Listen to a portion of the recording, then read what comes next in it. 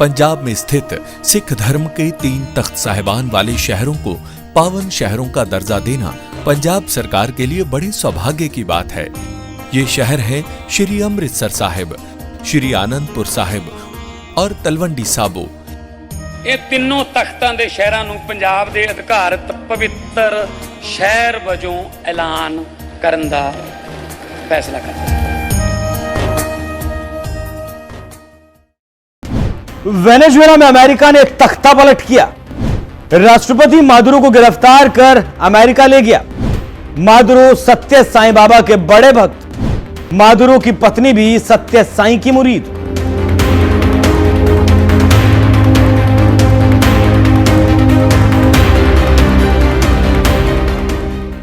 America की जिसने बात नहीं मानी, वहां की सरकार या वहां के देश को अमेरिका ने बर्बाद कर दिया। इस फेहरिस्त में अनेकों नाम है। ताजा बांग्लादेश को ले लीजिए, जिसने द्वीप नहीं दिया तो शेख हसीना की सत्ता बर्खास्त कर दी गई। इसके साथ ही साथ मिस्र, सीरिया, इराक, ईरान, यूक्रेन जैसे देशों के नाम लिए जा सकते हैं। लंबी लिस्ट है।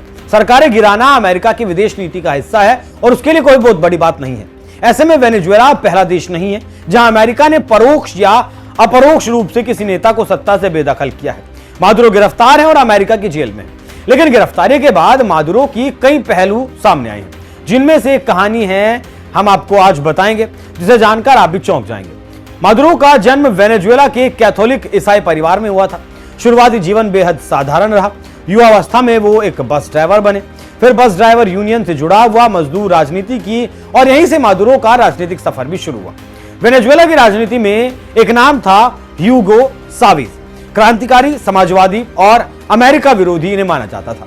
मादुरो सावेज के सबसे भरोसेमंद धीरे धीरे सिपाही बन गए। धीरे धीरे सांसद, फिर नेशनल असेंबली के स्पीकर और फिर विदेश मंत्री भी बने। और यहीं से कहानी ने लिया एक अप्रत्याशित मोड़। जन्म से ईसाई कैथोलिक चर्च में पले बड़े, लेकिन अचानक उनके जीवन में प्रवेश होता है भारत के पुट्टुपर्थी का। प्रवेश होता है सत्य साईं बाबा का। इस आध्यात्मिक मोड़ के पीछे कहा जाता है कि एक महिला का हाथ है और उस महिला का नाम है सीलिया फ्लोरेस। सीलिया फ्लोरेस पेशे से वकील, राजनीतिज्ञ और बाद में मादुरो की पत्नी बनी। लेकिन मादुरो से शादी से काफी पहले से ही वो सत्य साईं बाबा की कट्टर भक्त बन चुकी थी। मीडिया में छपी खबरों की माने तो साल 2005 में सीलिया फ्लोरेस तत्कालीन राष्ट्रपति ह्यूगो सावेज की वकील थी और मादुरो नेशनल असेंबली के स्पीकर। इसी साल फ्लोरेस मादुरो को भारत लेकर आई और सत्य साईं बाबा से मिलकर वो उनकी मुरीद हो गई।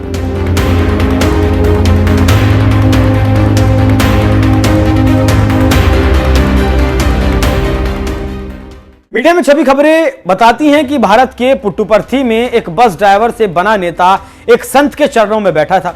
तस्वीरें आज भी मौजूद हैं, जहां निकोलस मादुरो और सीलिया फ्लोरेस साईं बाबा के पैरों के पास बैठे हैं। कहा जाता है कि यह कोई सामान्य दर्शन नहीं था, बल्कि ये प्राइवेट मीटिंग थी। एक ईसाई नेता की भारतीय गुरु से आध्यात्मिक मार्गदर्शन ले रहा था। समय बदला, शावेज का निधन हुआ, निकोलस मादुरो वेनेजुएला के राष्ट्रपति बने, लेकिन आस्था नहीं बदली। काराकास के प्रेसिडेंशियल पैलेस में मादुरो के प्राइवेट ऑफिस में सत्य साईं बाबा की बड़ी फ्रेम वाली तस्वीर लगी है। और ध्यान दीजिए, तस्वीर लगी है साइमन बोलीवर और ह्यूगो सावेज जैसे क्रांतिकारी नेताओं के साथ। मतलब साफ है कि राजनीति, क्रांति और अध्यात्म एक ही साथ। अप्रैल 2011 में सत्य साईं बाबा का निधन हुआ। उस वक्त निकोलस मादुरो वेनेजुएला के विदेश मंत्री थे। मादुरो ने नेशनल असेंबली से एक आधिकारिक शोक प्रस्ताव पास करवाया। पूरे वेनेजुएला में एक दिन का राष्ट्रीय शोक घोषित किया गया।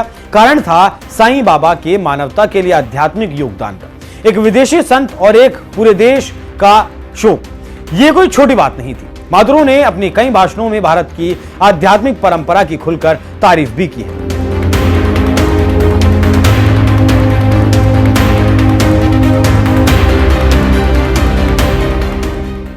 मादुरो और सत्य साईं के रिश्ते पर लिखने पढ़ने वालों की माने तो सत्य साईं बाबा को उन्होंने सिर्फ गुरु नहीं बल्कि मानवता का मार्गदर्शक भी बताया था। ये वही मादुरो हैं जिन्हें अमेरिका तानाशाह कहता है, जिन पर गिरफ्तारी की बात होती है, लेकिन जिनकी आस्था की जड़ें भारत में हैं। आज निकोलस मादुरो वैश्विक राजनीति के सबसे विवादित नेताओं में से एक है। अमेरिका से टकराव, आर्थिक संकट और सत्ता की जंग, लेकिन इन सब के बीच एक बात स्थिर है, उनकी आध्यात्मिक आस्था।